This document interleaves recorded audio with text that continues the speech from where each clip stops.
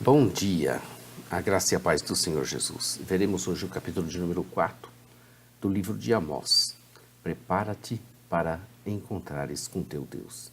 Abra aí a sua Bíblia no capítulo 4 do livro de Amós e faça uma leitura prévia antes de nos ouvir. Nós estamos vendo o livro de Amós, que é um livro que revela a severidade do julgamento divino por causa da infidelidade pactual em Israel e em Judá, e declara a esperança de grande restauração depois da destruição e do exílio que estava se aproximando. Estamos vendo a parte 3, Oráculo contra Israel. Encontramos na seção A, em continuação, a acusação de Israel. Começou no capítulo 3 e vai até o verso 13 desse capítulo. Estamos vendo agora a acusação de Israel. O profeta estabeleceu seus argumentos sobre duas ações judiciais contra a nação, que justamente formou nossa subdivisão didática. O primeiro processo da aliança, já vimos no capítulo 3, o segundo processo da aliança que nós veremos agora. Nesse capítulo, de apenas 13 versículos, veremos o segundo processo da promessa. Amós descreveu a segunda ação judicial contra Israel, o qual estabeleceu a razão de Deus para enviar os assírios contra o reino do norte. Até o versículo 5, veremos que Deus acusou os habitantes de Samaria de pecados sociais e religiosos. Ele começa dizendo para as vacas de Bazã ouvirem a sua palavra. Ou seja, ele está se dirigindo às mulheres ricas de Samaria, que haviam sido mimadas como gado de primeira qualidade de Bazã, uma terra fértil a oeste do Jordão. Bazã anteriormente havia sido o reino de Og. As vacas de Bazã estavam no monte de Samaria, oprimiam os pobres, esmagavam os necessitados e diziam aos seus maridos, literalmente senhor, uma palavra hebraica que indica um homem de alta posição social. Elas diziam para os seus maridos, dai cá e bebamos. Era essa uma sentença severa contra as mulheres de Samaria, que estava sendo anunciada quando jurou o Senhor Deus pela sua santidade, verso 2. A mesma frase aparece no Salmo 89, verso 35. Ela indica, conforme a Bíblia de Estudo de Genebra, a fidelidade do Senhor para cumprir a sua promessa, seja para a bênção, seja para a maldição. Nenhuma promessa poderia ser maior ou mais definitiva. O exílio dessas mulheres ricas de Samaria seria irreversível. Veja Hebreus 6, 13 e 14. Os dias estariam vindo em que elas seriam levadas como anzóis, com fisga de pesca. Com frequência, os assírios conduziam prisioneiros de guerras por cordas presas a anéis ou ganchos no nariz ou nos lábios deles. Amós continua a falar para as mulheres e não para a nação como um todo, que seriam lançadas para a direção de Hermon. Segundo algumas antigas versões, conforme a Bíblia de Estudo de Genebra, Hermon é tomada como um local, no entanto, com uma visão diferente das palavras em hebraico. Veja Septuaginta, poder-se-ia ser, ó montanha de opressão, ao invés de Monte Hermon.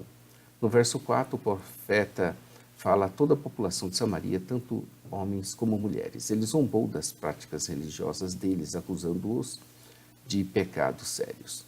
Tanto Betel, Gênesis 28, 10 a 22, quanto Gilgal, Isaías 4, 19 e 20, eram cidades importantes na história antiga de Israel e também importantes locais de culto. Durante o período dos juízes, Betel havia sido um santuário e Samuel julgou lá, e também em Gilgal. Ambas eram importantes centros de adoração nos dias de Amós. Eles ofereciam os seus sacrifícios cada manhã e seus dízimos no terceiro dia, ou seja, a cada 3 dias. Embora a palavra hebraica para dia possa ser usada para um ano, geralmente o contexto deixa claro quando está sendo usada dessa maneira. Aqui 3 dias parecem ser uma crítica irônica à observância religiosa de Israel, que ia além do que pedia a lei. As pessoas eram entusiasmadas com rituais, mas não tinham um relacionamento vivo com Deus. Eles tinham uma forma de religião, enquanto implicitamente eles negavam o seu poder. Eles eram mais escravos dos ritos e dos cerimoniais, das mandingas, das rezas, das invencionices dos homens.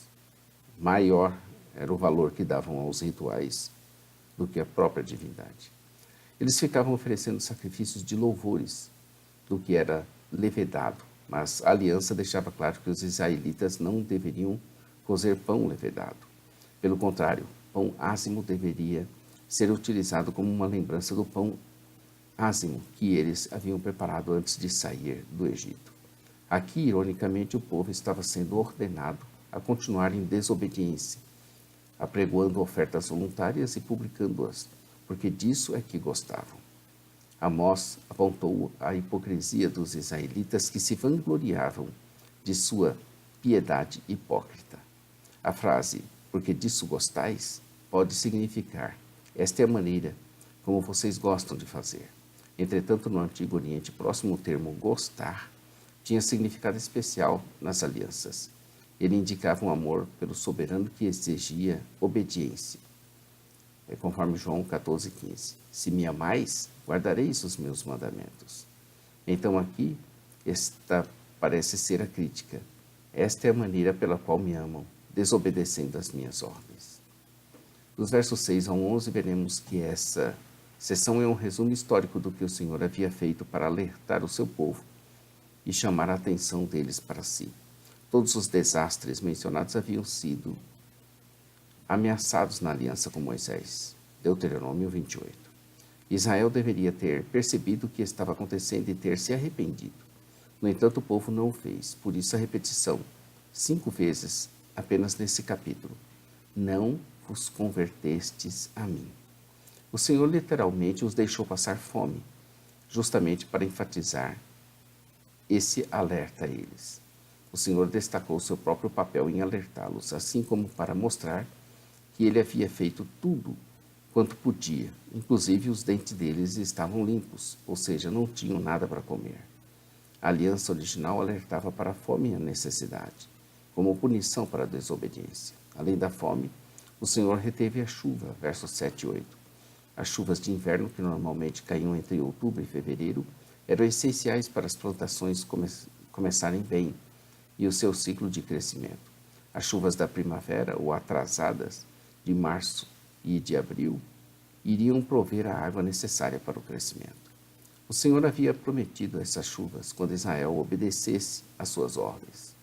Mas ele também alertou que reteria as chuvas, caso o seu povo escolhesse a desobediência. A fome e a sede eram muito intensas, mas mesmo assim não se voltavam para Deus, que sobre essas coisas tinha o poder. Além disso, ainda o Senhor os castigou com crestamento e ferrugem. Compare com Ageu 2,17. O Senhor ameaçou aqueles que faziam parte da aliança. Até gafanhotos foram usados. Em hebraico a palavra significa otosqueador, cortador. O gafanhoto era um inseto devorador e devastador. Ironicamente, a punição descrita aqui é igual àquela que o Senhor infligiu ao Egito, cujo faraó estava em rebelião contra Deus. Salmo 105, versos 34 a 35. Israel, semelhantemente rebelada, recebeu a mesma punição, e assim como o faraó, não se arrependeu. Também sobre eles enviou pragas, pestes, como no Egito. Na sua aliança com Israel, o Senhor havia ameaçado enviar pestilência, juntamente com todas as doenças do Egito que ele havia infligido antes do êxodo. Também aos seus jovens matou-os à espada. Essa frase também tem uma relação com a aliança em Êxodo 22, 24, onde o Senhor ameaçou matar Israel à espada, caso seu povo oprimisse os fracos e os indefesos. A situação ficou tão intensa que os mortos causavam um mau cheiro em seus acampamentos. Mesmo assim, não se voltavam para Deus, que sobre essas coisas tinha poder e controle absoluto. Até cidades foram destruídas, verso 11, como Deus subverteu a Sodoma e a Gomorra. A frase está fundamentada na advertência factual ao povo de Deus em Deuteronômio 29, 23, onde Sodoma e Gomorra eram, como aqui, um modelo para o julgamento de Israel. A mesma frase é usada em oráculos contra a Babilônia e Edom. O Senhor destruiu Sodoma e Gomorra com uma chuva cataclísmica de enxofre por causa dos pecados deles. Deus estava dizendo que ele havia subvertido alguns de Israel com igual eficácia, embora por meios diferentes, ou seja, as maldições da aliança já descritas e cumpridas em 4, de 6 a 10. O castigo foi tão implacável que até ficaram com um tição arrebatado da fogueira. Compare ali com Zacarias 3:2. No entanto, ainda assim, eles não se voltavam para ele. Em virtude disso e por isso, foi que Deus os castigou e ainda mais os castigaria. Temos de considerar que o hebraico é ambíguo. E essa frase, por isso te farei, ou porque isso é o que eu fiz para vocês, verso 12, pode indicar que, como o Senhor já havia se mostrado completamente preparado para levar em frente as maldições de sua aliança, o povo deveria igualmente se preparar para se encontrar com seu Deus. Interessante observar que, dentro do mesmo versículo 12, a frase prepara-te, ó Israel, para te encontrares com teu Deus, deriva de Êxodo 19, dos versos 15 a 17, onde após um período de 3 dias de santificação, está aí pronto ao encontro de Deus, o povo foi ao Monte Sinai para encontrar-se com Deus, que estava vindo em punição por causa da quebra da aliança por parte deles. Amós capítulo 4, verso 1.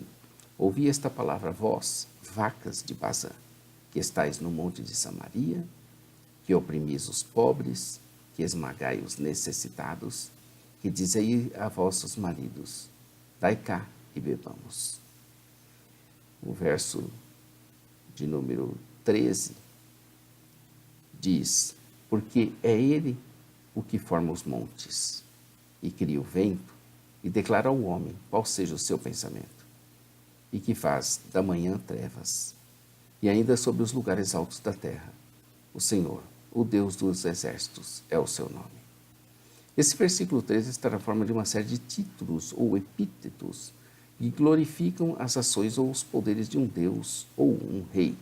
Aqui eles descrevem um grande rei, que é abundantemente capaz de levar em frente as maldições que ele havia originalmente ameaçado na aliança. Para a forma, veja Isaías 44, 24 a 28 e, ironicamente, Amós 4:1. O Senhor, Deus dos exércitos, é o seu nome. Aquele que forma os montes, aquele que cria o vento, aquele que revela os seus pensamentos aos homens, aquele que transforma a alvorada em trevas, aquele que pisa sobre as montanhas da terra. Inscreva-se no nosso canal. Amanhã estaremos aqui com Amós 5. Buscai a Deus e vivei. Deus exige justiça e não sacrifícios. Entendeu? Inscreva-se no nosso canal. Conheça o nosso blog e site jamaisdesista.com.br. Todos os dias nós temos uma palavra lá de Deus.